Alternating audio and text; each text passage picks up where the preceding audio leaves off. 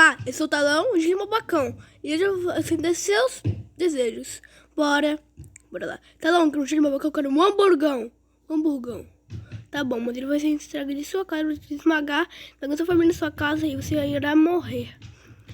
Mas eu ainda posso comer, né? Vantagem, não tem boca material.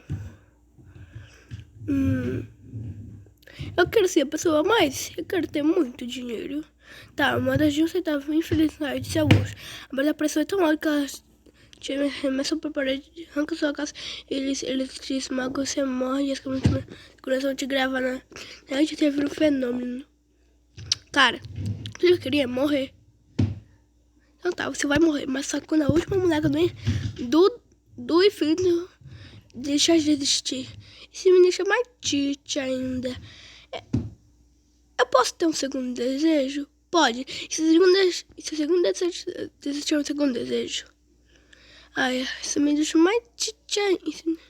Eu quero tirar pelo meu olho. Tá bom, mas ele não sai bem lentamente, esmagando sua pele, puxando ela. E esse processo pode ser parado. Eles também fazem massagem, porque são atômicos, não é? Ai, isso dói muito! Ai. Eu queria tirar das provas. Claro, mas agora elas falam sei. Eu vou ficar sabendo disso? Não. Ah, então eu saí ganhando. Agora ela sabe.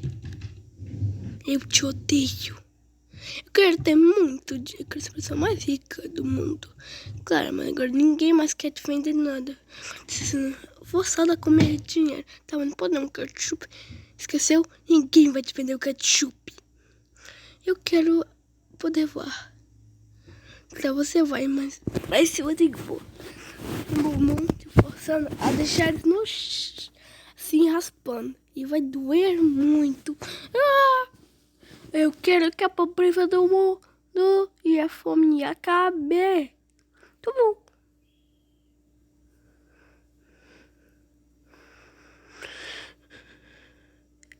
Ninguém mais vai ter fome.